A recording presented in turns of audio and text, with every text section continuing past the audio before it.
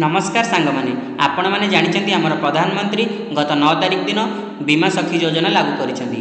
बीमा सखी योजना रे अंतर्भुक्त समस्त महिला मानकु मासिक 7000 टंका लेखा मिलिबो।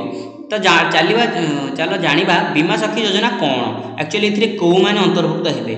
बीमा सखी योजना एमिति एक योजना जो ग्राम हो कि सहर हो प्रत्येक महिला एथिरे अंतर्भुक्त हो पारे। से 18 वर्ष रु अधिक होइतिबा दरकार आ 60 वर्ष रु कम होइतिबा दरकार।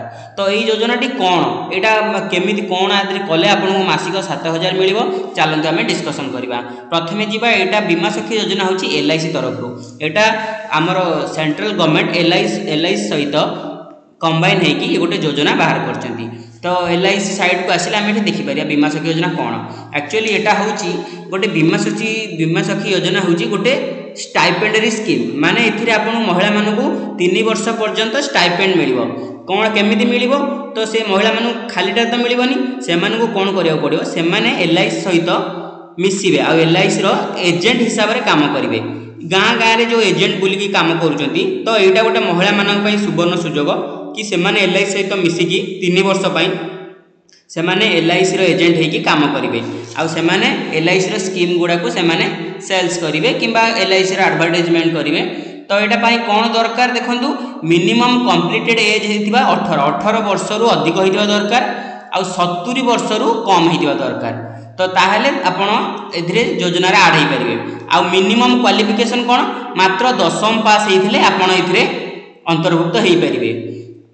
तापर देखो नंबर ऑफ लेग्स आपण फर्स्ट ईयर रे कमिशन आपन को मैक्सिमम 48000 पर्यंत मिल पारिबो। आ एठी देछि आपनकर सैलरी केमिति मिलियो स्टाइपेंड वे रे आपन को फर्स्ट ईयर मिलिबो आपन को पर मंथ रे 7000 टका लेख मिलिबो। आ सेकंड ईयर रे आपन को पर मंथ 6000 हिसाब रे मिलिबो। आ थर्ड ईयर तृतीय वर्ष आपन को पर मंथ रे 5000 हिसाब रे मिलिबो। तो एटा कोन यार आपन अप्लाई करियो कोन करबे याकू आपन ऑनलाइन अप्लाई करि परिबे। आ कौन कौन डॉक्यूमेंट दरकार देखो ये लिखी आपणकर एप्लिकेशन फॉर्म रे आपन को self attested copy of age proof आपणकर बयस प्रूफ गोटे दबाक पड़ो आ गोटे कॉपी ऑफ एड्रेस प्रूफ देबे आ गोटे आपणकर एजुकेशनल क्वालिफिकेशन सर्टिफिकेट माने आपणकर मैट्रिकुलेशन सर्टिफिकेट देबे। देछि the application is liable to be rejected if the information is incomplete. जदि आपण इन्फॉर्मेशन भूल देबे तो आपणकर कटि जीवार जो एप्लिकेशनटा रिजेक्ट होबार चांस अच्छी।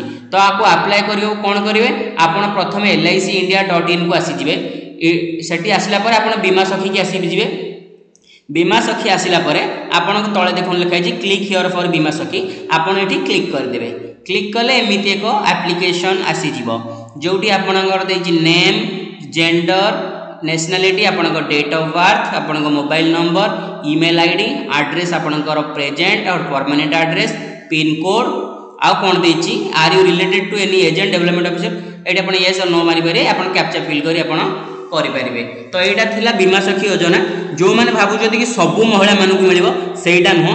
जो माने बीमा सखी योजना रे आड होबाकू चाहउचंती माने जो महिला मानकर इच्छा अछि कि एजेंट हेबे तो एटा गोटे सुवर्ण सुजोग LIC से मानकु हायर करिवो 3 वर्ष पई आ 3 वर्ष रे आपन भलो पैसा भी इनकम करिवे।